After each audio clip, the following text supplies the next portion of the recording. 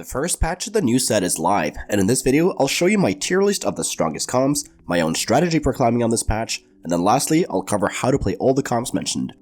Let's first take a look at my tier list for solo ranked. Olaf Reroll has some new units that makes the comp a lot stronger, and it's incredibly strong on the current patch. Just like Olaf, Ragewing Xayah benefited a lot from the new units, and how nicely they synergize with each other and the Ragewing units. Additionally, you have a ton of different carry options that you can use in that comp, which makes it incredibly flexible. Dragons with Shin carry is the strongest endgame comp. If you get there, you will rarely lose, but getting there is the hard part. Moving on to A tier, Sy'fen is a solid carry, and with the addition of Pantheon as a great tank and secondary carry, this comp will grant you a ton of top 4s and can even win the game occasionally. Mirage Daeja is A tier with the strongest Mirage synergies, and I'll talk more about which ones to play and avoid in the comps overview section. Sin Reroll is a lot stronger now with both the rework to Tempest and Sin. Again, I'll talk more about how to play the new version in the comps overview section.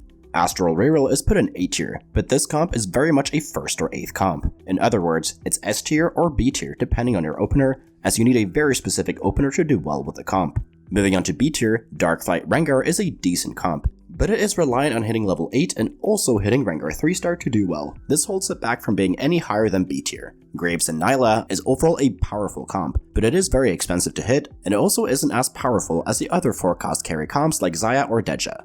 Sohm Lagoon is overall decent, but it requires a very specific opener to do well, and you also need to hit Sohm 3-star late game to get any higher than a top 4, which holds it back from A tier. Normally, I cover my tier list for double up as well, but I haven't had the chance to play it yet since my duo partner is busy doing some other stuff at the moment, but I will have this section ready for the next tier list. If there is a comp I did not mention here in any of the tier lists, it's a comp that is in C tier or lower, but the meta is still somewhat fresh, so if you're having success with a comp I did not mention, please let me know in the comments, and don't get discouraged from playing it just because I didn't mention it here. Now moving on to my strategy for climbing on this patch. If we look at the meta, we have mostly AD comps in S tier and AP comps in A tier. I'm defaulting towards Ragewing Xayah every game. Xayah really likes classic AD items like Deathblade, i.e. Giant Slayer, Hurricane, and Last Whisper. Most of those use a sword or a bow, so I look to start one of those in the first carousel. With sword and bow, I can easily pivot to Olaf or Sy'fen if I get better direction towards one of those comps, as they also want the same type of items. My favorite opener this patch is Wukong with Jades. This opener plays really well into Xayah, Olaf, and Sy'fen. I'm also defaulting towards this opener every game, which means that I always hold Wukongs and Jades if I get AD items dropped from the PvE rounds. If I get more AP items, I look to play towards Mirage Daeja if the synergy is correct, or I will play for Sin Reroll. In both of those cases, I use a similar opener with Karma and use her to hold AP items, or I will look to use Ezreal as the item holder with a Cavalier frontline. As we get closer to stage 4, I have to figure out whether or not I can fast 8. If I'm in a spot to do so, I will commit to Xayah if I'm playing AD, and I will commit to Daeja if I'm playing AP. If I have to roll at 7, I'm looking to play Sy'fen or Olaf when I'm AD, and I'm looking to play for Sin when I'm AP. The meta is not very balanced, so you always want to default towards the S tier comps and then play A tier comps if you have a good opener for them, and then play the occasional B tier comps when the setup is fantastic for them. Now let's talk about all the comps mentioned. I will make in-depth guides on all of these at some point, so consider subscribing to the channel. It's free, and in return, you will get access to these in-depth guides as soon as they get released. Starting off with Olaf Reroll, this build is similar to my original guide back in set 7.0, but now we have Pantheon in the comp, who provides fantastic synergies. He's a warrior, which makes Olaf deal more damage, and he's also a whisperer, which shreds resistances of targets. If you make sure Olaf is attacking the same targets as Pantheon, like in this board I'm showing, then you get built-in Last Whisper to Olaf as well. You will slow roll with this board at level 7 for 3-star Olaf, and you also chase 3-star Diana as well. Hecarim is a flex unit who can be replaced by another unit depending on your augments, but overall he is a very powerful CC unit and the best to play without any augments. Items for Olaf is RFC and then 2 damage items. Generally, you do not need healing on Olaf, as he has a great frontline he can stay protected behind, but taking healing augments like Celestial Blessing and Thrill of the Hunt benefits Olaf greatly. Throw your tank items on Pantheon or on either Braum or Lilia if you 3-star them as well. At level 8, put in either a Mage, Guardian, or Assassin. Which you play depends on your augments, but all these options are great. Next up we have Ragewing Xayah. The comp has a similar playstyle as Guild Xayah from the last set, but now we got new units and a new win condition. You have to fast 8 if you're going to play this comp, as all our important units are 4-costs or legendaries. Items for Xayah is Rageblade and then 2 AD items. QSS is generally not needed, as there is overall a lot less CC in this set. so you get a lot less value from QSS now. Shyvana wants AP items. Since she drops aggro, we don't really want tank items on her. Tank items go on Hecarim or Jace. Which you pick depends on who you find 2-star first. The best augments are anything that gives you more items, since you have a lot of great champions to itemize, so we just want as many of those as possible. Next up we have our Shin carry with dragons. This is the level 8 version I'm showing here, but ideally, if you're able to go level 9, you add in Shyvana as well, since you get +1 team size with 4 dragons. Bard and Rakan give us valuable synergies and utility with their spell, so we always want to play those on our board. Items for Ao Shin are the same with Sojin, Archangels, and Gunblade. Tank items want to go on both Terra and Idas. You frontline whichever one is the strongest, and then you put the other dragon and the other backline Mountain Hex. It's an expensive comp you can't always play, but it is very strong if you hit. The best augments are Tempest Heart to give Ao Shin even more damage, Uplink to make him cast faster, and Jewel Lotus is there to give us more damage. Moving on to Sy'fen, you always want to play 6 Whispers with him to make him stack up as much as possible. The 3 remaining units can be a lot of different things depending on what you need. I find that adding in Yasuo, Bard, and Seraphine works the best, as they help us stall and stack up more Whispers. And we also activate Pantheon as a secondary carry with 2 warriors. Items on Sy'fen are the same as the last set with Rageblade, BT, and QSS. Pantheon wants BT and 2 tank items. If you have any spare items, throw them on Sylas if they're tank, Yasuo if they're damage, and Xayah if they are utility. The best augments are anything that helps us stall for longer, and also Ascension is great to make sure we clutch it out after 15 seconds. Next up is Mirage Daeja. There are 2 versions of this build. The first one is the one you're looking at from set 7.0. If you want to learn more about that one, check out my in-depth guide that will be in the top right corner.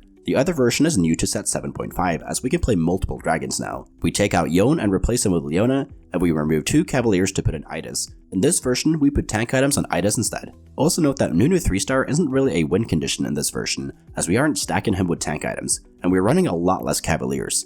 The Cavalier version is stronger when the Mirage trait is Warlord or Dawnbringer. This is because a lot of the power in that trait comes from the frontline, especially Nunu 3-star. But in Executioner, Spellsword, and Duelist, the power from the trait is more in our backline carries, as our tanks don't really benefit from those stats. When the Mirage trait is one of those 3 last mentioned, you want to play the Idas version if the Shimmer Scale item is good, and if you're able to fast 8 so that you actually can hit Yasuo. Next up is the new version of Sin Reroll. Tempest got reworked, and now it gives % damage instead of attack speed after the lightning gets procced. This is much better for Lee Sin. Therefore, we go deeper into Tempest than Dragonmancers. Lee Sin also shreds MR with his kick now, so we do not need items like Shiv or Spark to help us out anymore. With this comp, we slow roll at level 7, and we replace Ao Shin with Ezreal and Yasuo with another Dragonmancer until we hit him. Once you hit 3-star Lee Sin, push to level 8 to replace Ezreal with Ao Shin to get 6 Tempest in. Put tank items on Volibear. He can also be 3-starred at level 7, but it's not a priority. Items for Lee Sin are the same, INJG, and then a healing item as the third, where Hodge is the best one. The best augments are anything to give Lee Sin more damage or healing. Next up is Astral Reroll. This is a slow roll comp where you slow roll at different levels throughout the game. It's a very snowbally comp, meaning that if you hit the 3 stars early, you can very easily snowball it into a top 2, but if it takes too long to hit, you will take too much damage, and you can never start that snowball effect. You slow roll first at level 5 for 3-star Skarner, Vladimir, and Nilah, then you go level 6 and slow roll for 3-star Lux, then you go level 7 to 3-star Varus and Sylas. At level 5 you want to play this Borg but drop Pantheon, Twitch, and Varus, then you add Varus in at level 6, Pantheon in at level 7, and Twitch at level 8. Lux wants a mana item and 2 AP items. Throw all your tank items on Sylas, and once you have 3 items on both of them, start putting items on Varus. Next up is Darkflight Rengar. With this comp, you want to hit level 8, then roll for Rengar 3-star. If you don't hit that, it will be hard to get much higher than a top 4, but if you do, then you're in a spot to win the game. We want to sacrifice a Protector's WoW or a Titan's, but most of the time it wants to be a Protector's WoW. Items for Rengar is BT and IE, and then a third AD damage item. We don't want Protector's WoW on Rengar, as he's our main carry. Swain wants Morello and a tank or damage item. The best one is Titans, as you get a mix of them. After that, throw the extra AD items on Graves to have a secondary carry. As for augments, the best ones are any cybernetic augments, as almost all our champions have items. And Stand United is great as well, since we have a very horizontal comp and a lot of the traits are active. Next up is Graves and Nilah, also referred to as the Mommy Daddy comp. This is a very horizontal comp that uses a duo carry. Whether you commit more to Nilah or Graves depends on your items and augments. You have to fast 8 to play this comp, as you need to 2-star all your 4 costs, as they are the backbone of this comp. Tank items go on Idas, make sure to have at least 3 on him, and then make 3 items on either Graves or Nilah. Later into the game, you put your extra items on the other carry you didn't commit to. Graves wants pretty standard Cannoneer items with Last Whisper and Deathblade as his 2 core items. The third item wants to be a healing item, as he dashes into the middle a lot. Nilah needs IE and a healing item, as she is an assassin and also dashes into the middle a lot. The third item can be an AD item, but Edge Knight is great as well, as she benefits greatly from the extra attack speed. The best augments are First Aid Kit, as you have a ton of healing and shielding in this comp. Stand United is fantastic, as you have a ton of active synergies. Knife's Edge is also great, as you want to front and second row the majority of your units anyways. Lastly, we have Sohm Lagoon. Make sure you have a Lagoon opener when playing this comp, as you want to get to the endgame rewards as soon as possible. You want to fast 8 and end up with this comp, although you can easily roll level 7 with this, since we're running a lot of lower costing units. Items for Sohm are blue buff and then 2 AP items. I prefer IE and JG, but other options also work fine. Put 3 tank items on Sylas, and if you get more items, put them on Bard or Seraphine. The best augments are Blue Battery to make Sohm cast even faster, Celestial Blessing is great as we don't have healing on Sohm, and other damage augments like Luden's Echo is also great. You want to aim for Sohm 3-star if you want to win games with this comp, if not you're battling it out for top 4. Thank you so much for watching. If you learned something, please leave a like and subscribe to the channel. If you want cheat sheets for any of my comp guides, they are available for YouTube members and patrons, and links to those are down in the description. And if you want to get better at TFT, join the Discord. We got over 9,000 other players there who are hungry to climb. And if you want to get coached by me, the information is over on the Discord server as well. So take care and see you in the next video.